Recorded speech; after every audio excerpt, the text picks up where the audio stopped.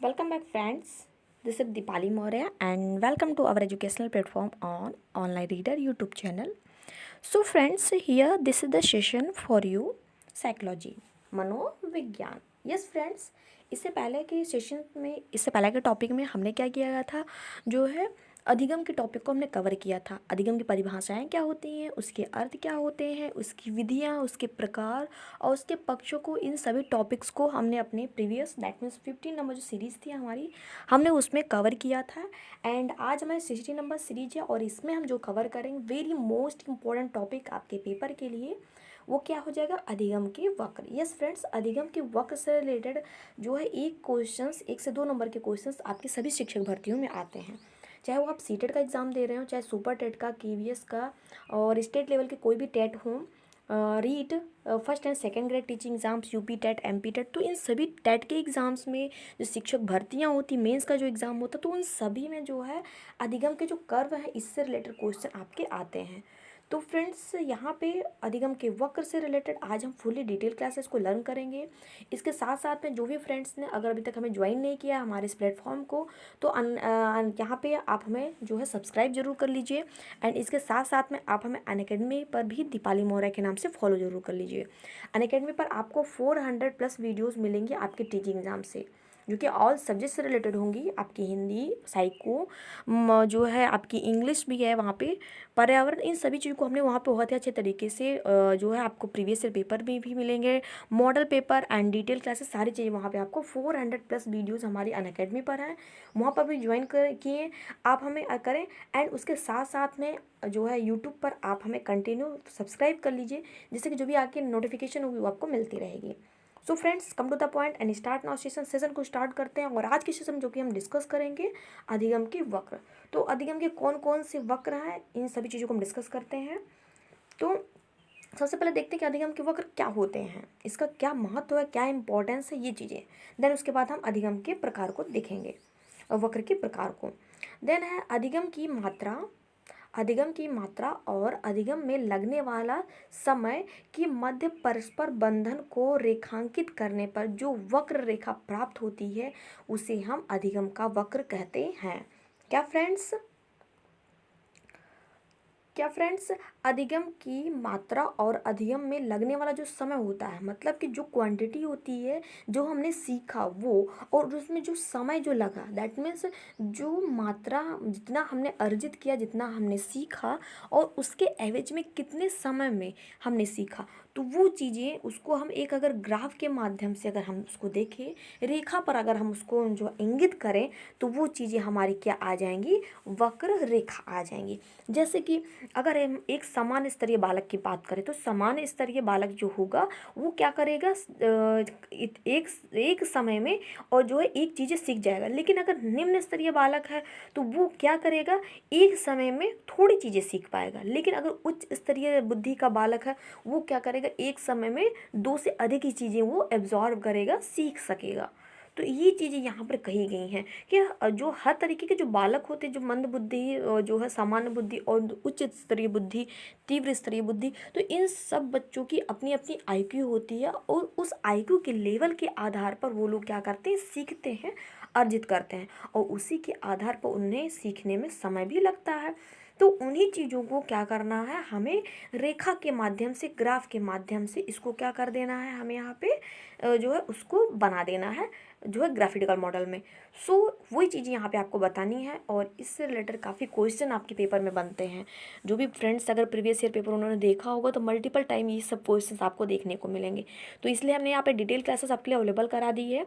साथ साथ में हम इसके जितने भी कोर्सेज, जितने भी जो है हमने चैप्टर ओवर किए हैं अभी तक मनोविज्ञान में डिटेल्स में, उन सभी की जो है आपको मॉडल पेपर के रूप में हमने जो है इससे रिलेटेड जो भी क्वेश्चंस बन सकते थे उनको हमने अलग कर लिया है, और अलग करके हमने एक प्लेलिस्ट में उसको हमने पीडीएफ के द्वारा हमने आपके साथ डिस्कस कर लिया. तो आप हमारे वीडियो के प्लेलिस्ट में जाके मॉडल पेपर होगा साइक्यो का, आप उसको ज़रूर अटेम्प्ट करें. उसके साथ साथ में आप इसकी जो प्रीवियस और भी जो क्वेश्चंस के जो, एंड उसके साथ साथ जो डिटेल क्लासेस की जो वीडियोज़ हैं, उन सभी को आप ज़रूर अटेम्प्ट करें. आपको 100% आपको वहाँ पर सारी चीज़ें अच्छे तरीके से समझ में आएंगी. बट अगर कोई डाउट होगा, कोई इशूज होगा, कोई सजेशन होगा, तो आप हमें ज़रूर कमेंट करें. तो फ्रेंड्स, आइए आगे क्या है, जैसे कि हमने अभी बताया क्या कि जहाँ पर अधिगम की मात्रा, अधिगम में लगने वाला समय के मध्य परस्पर जो संबंध होता है उसको हम रेखा के माध्यम से वक्र रेखा रेखा पर जब हम इंगित करते हैं तो हम उसे अधिगम का वक्र कहते हैं। क्या कहते हैं फ्रेंड्स? अधिगम का हम उसे वक्र कहते हैं। जैसे कि यहाँ पर एक हमने कर्व खींचा, एक लाइन खींची, ठीक। ऊपर की जो लाइन है ये क्या इंगित कर रही है? मात्रा को। एंड नीचे की जो लाइन है वो क्या इंगित कर रही है? आपके समय को। तो ये समय का और मात्रा का जो ये ग्राफ जो बढ़ता है, यही क्या होता है? अधिगम का वक्र कहलाता है। तो आई होप चीज़ें आपको समझ में आ गई होंगी। आइए इसके प्रकारों को और इसके प्रकारों के साथ में और भी अच्छे तरीके से ये चीज़ें आपको क्लियर हो जाएंगी कि अधिगम के वक्र में क्या क्या चीज़ें हैं।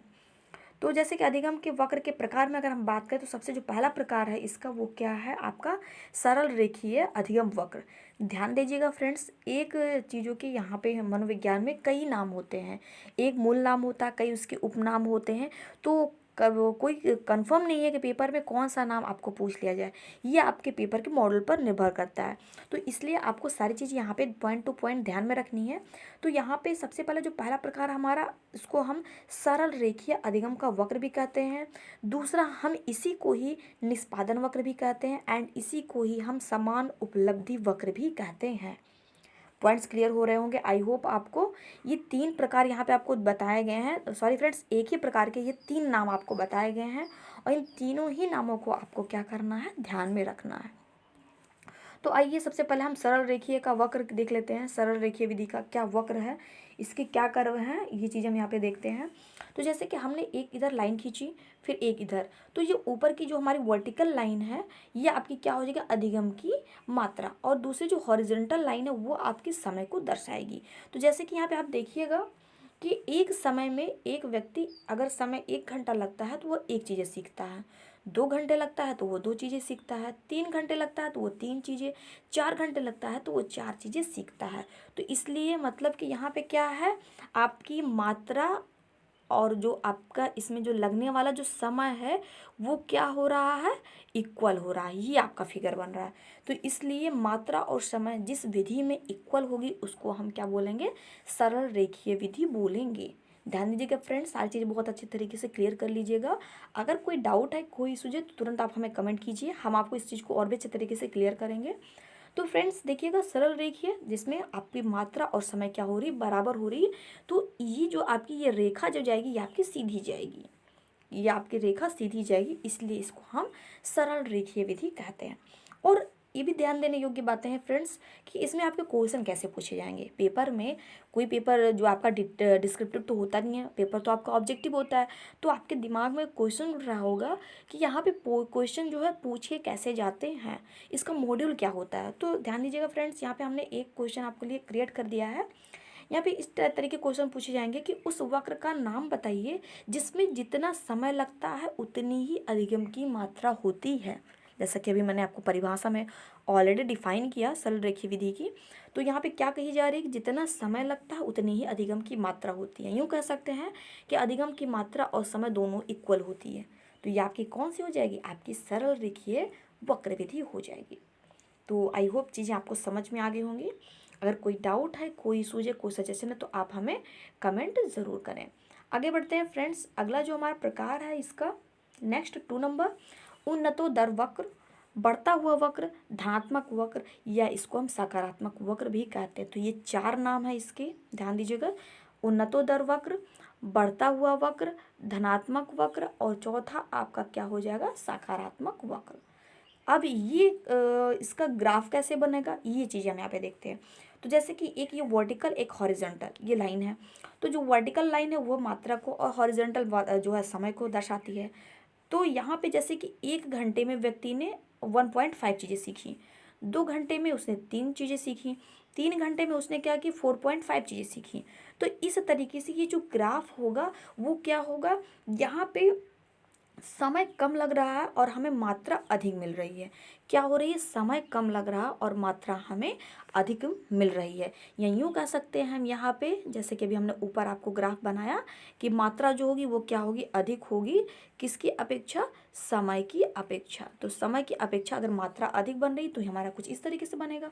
तो ये ग्राफ आपका इसलिए उन्नतोदर वक्र कहलाता है, सकारात्मक वक्र कहलाता है, बढ़ता हुआ वक्र कहलाता है, धनात्मक वक्र कहलाता है। धनात्मक वक्र, बढ़ता हुआ वक्र इसलिए कहलाता है कि हम क्या करते हैं, कम समय में अधिक से अधिक चीज़ें हम सीख लेते हैं, समय हमारा कम लगता है और अधिक चीज़ें हमें जो है ज्ञान की प्राप्ति हो जाती है, इसलिए इसको हम सकारात्मक कहते हैं। जैसे कि ये चीज़ें मोस्टली आपके तीव्र बुद्धि जो बालक होते हैं, बहुत ही अच्छे तरीके के अच्छे स्तर की जो जो जिनकी बुद्धि लब्धि होती है, उन बालकों में ये चीज़ें देखने को मिलती हैं। ये वक्र उन्हीं में अधिकतर जो है उनके लिए सुटेबल होता है, क्योंकि वो बालक जो होते हैं कम समय में अधिक से अधिक चीज़ें सीख लेते हैं, अधिगम की प्राप्ति कर लेते हैं।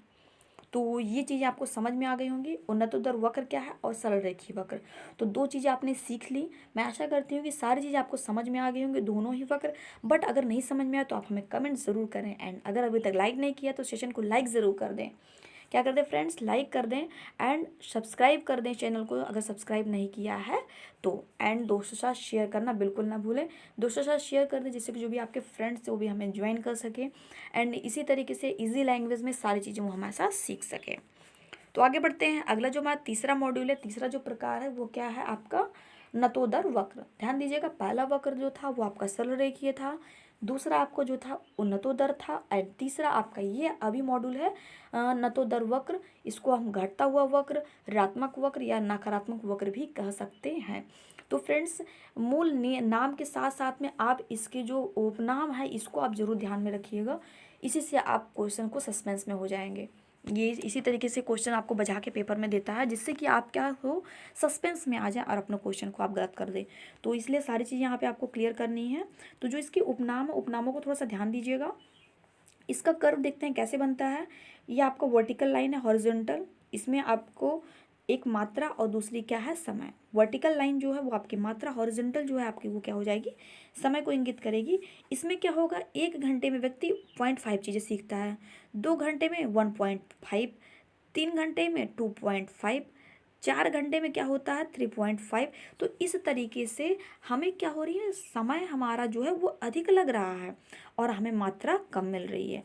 ऊपर के उन्नतोदर वक्र में हमें क्या हो रहा था, समय हमारा कम लग रहा था और मात्रा हमें ज़्यादा मिल रही थी। तो इसलिए हमारा जो कर्व था वो बढ़ता हुआ था, लेकिन ये क्या है, इसमें हमें मात्रा की कम मिल रही है और हमें जो हमारा जो समय है वो क्या हो रहा, अधिक लग रहा।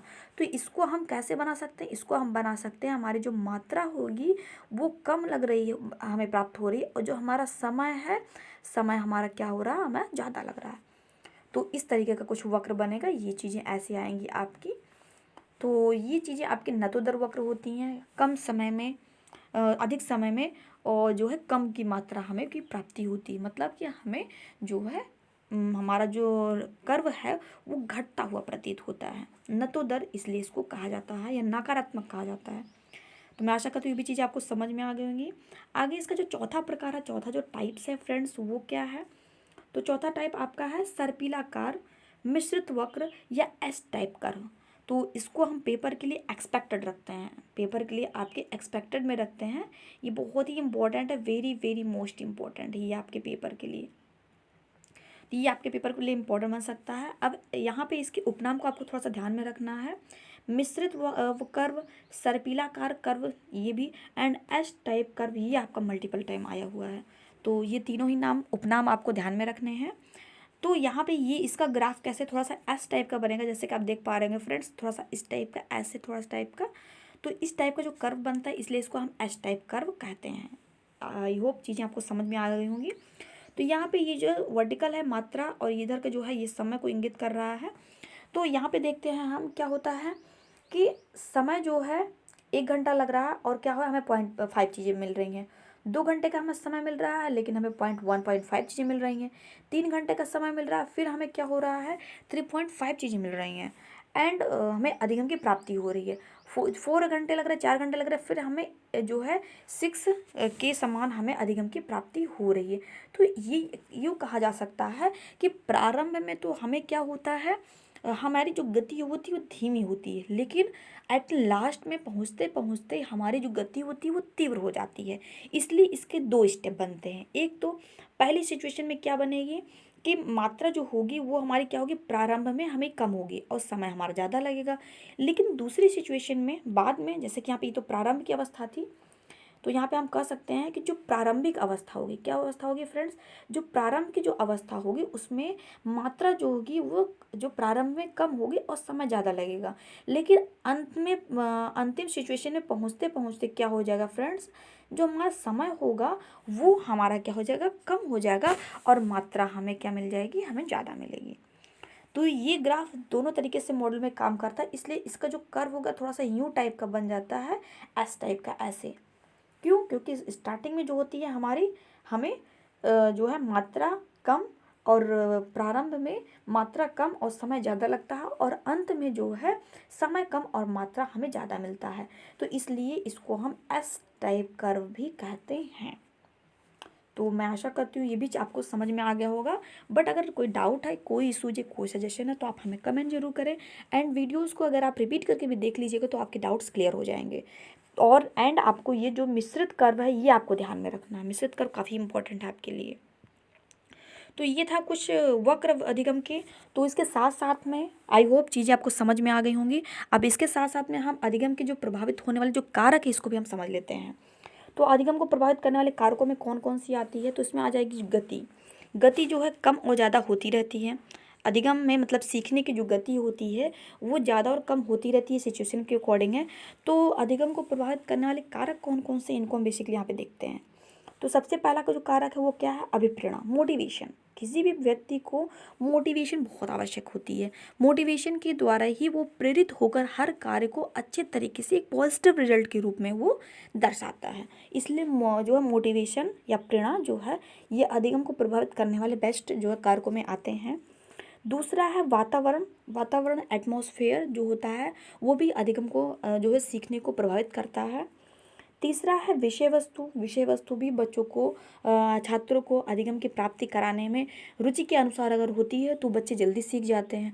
अगर अरुचिकर जो है थोड़ी सी टॉपिक है, सब्जेक्ट है या चीज़ें हैं जो उसको उन्हें कम रुचिकर लगती हैं, कम उनकी इंटरेस्ट है, तो वो चीज़ें वो जो है ज़्यादा समय लगाते हैं। तो इसलिए विषय वस्तु भी काफ़ी इंपॉर्टेंट होती है, जिसे अध्यापक को रुचिपूर्ण बनाना होता है। क्या होना होता है, रुचिकर बनाना होता है। दूसरी बात करें अगर चौथे टॉपिक की, तो नवीन ज्ञान और पूर्व ज्ञान। तो कोई भी अगर नवीन ज्ञान को हमें सिखाना है तो हमें छात्रों को क्या करना चाहिए, पूर्व ज्ञान से जोड़ते हुए नए कार्य को जो है सिखाना चाहिए। नेक्स्ट है विधियाँ। अधिगम को सिखाने की विभिन्न विधियाँ हमें अप्लाई करनी चाहिए, जिसकी वजह से जो है बच्चों को सीखने में आसानी हो। तो ये भी एक अच्छा कारक माना जाता है अधिगम में। नेक्स्ट है मानसिक विकास। किसी भी छात्र की मानसिक विकास जो होती है, उसका जो डेवलपमेंट होता है वो भी सीखने में जो है अपनी अहम भूमिका निभाता है। इसलिए अधिगम के प्रभावित होने वाले कारकों में हम मानसिक विकास को भी डाल सकते हैं। परिपक्वता। परिपक्वता भी अहम भूमिका निभाती है, ये भी बेस्ट कारकों में आती है आपके अधिगम के। जिस तरीके का, जिस स्तर का परिपक्व अपरिपक्व बालक रहेगा उस तरीके से वो चीज़ों को ग्रहण करेगा। तो ये चीज़ें हैं। बिना परिपक्वता के अधिगम संभव नहीं है। क्या है फ्रेंड्स, बिना परिपक्वता के अधिगम संभव नहीं है। इसलिए हम कह सकते हैं कि व्यवहार में जो भी परिवर्तन होते हैं वो परिपक्वता के कारण ही होते हैं।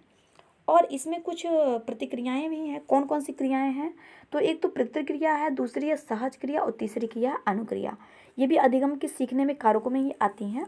तो प्रतिक्रिया क्या है, जो क्रिया पर क्रिया की जाए वो जो है प्रतिक्रिया है। सहज क्रिया वो क्रियाएं जो जन्मजात होती हैं, मूल प्रवृत्तियां हम कह सकते हैं जिनको। एंड अनुक्रिया विषय वस्तु अधिगम की क्रियाओं के आधार पर, मतलब विषय वस्तु के आधार पर जो क्रियाएं अधिगम के लिए सीखने के लिए की जाती हैं उसे हम अनुक्रिया कह सकते हैं। यूँ कह सकते हैं कि विषय वस्तु का ही अनुकरण करके, का ही अनुसरण करके, का ही सीख करके हम जो क्रियाएं करते हैं वो हमारे अधिगम की क्रिया कहलाती है। तो मैं आशा करती हूँ सारी चीज़ें आपको समझ में आ गई होंगी। सो जिन भी फ्रेंड्स ने अगर लाइक नहीं किया सेशन को लाइक ज़रूर कर दीजिएगा एंड सब्सक्राइब कर दीजिएगा एंड दोस्तों के साथ शेयर करना सोशल मीडिया पर बिल्कुल ना भूलिएगा। तो सोशल मीडिया पर इसको शेयर जरूर कर दीजिएगा। सो फ्रेंड्स आज के लिए यहीं तक। Thank you for watching me and मिलते हैं नेक्स्ट सेशन में। इसी तरीके से कुछ आगे भी नेक्स्ट इंपॉर्टेंट एक्सपेक्टेड पॉइंट्स को, टॉपिक्स को हम डिस्कस करेंगे। एंड फ्रेंड्स, अनअकैडमी पर हमारी लाइव क्लासेस को, स्पेशल क्लासेस को ज्वाइन करना बिल्कुल ना भूलें। वहाँ पर फ्री क्लासेस भी हैं एंड वहाँ पे पेड कोर्सेज भी आपको ज़रूर मिलेंगे। सो फ्रेंड्स, जिन भी फ्रेंड्स ने अगर अभी तक लाइक नहीं किया तो लाइक ज़रूर कर दें, शेयर कर दें दोस्तों साथ में, एंड चैनल को सब्सक्राइब ज़रूर कर दें। एंड अनअकैडमी पर आप हमें दीपाली मौर्य के नाम से फॉलो कर सकते हैं। अगर कोई डाउट है, कोई सूझे, कोई सजेशन, तो हमें कमेंट करें। एंड यूट्यूब की प्लेलिस्ट की एंड अनअकैडमी की जो है लिंक हमने डिस्क्रिप्शन में डाल रखी है, आप वहाँ से भी जो विजिट कर सकते हैं सारी चीज़ों को। सो मिलते हैं नेक्स्ट सेशन में, नेक्स्ट वीडियो साथ में। Thank you, bye bye, have a nice day.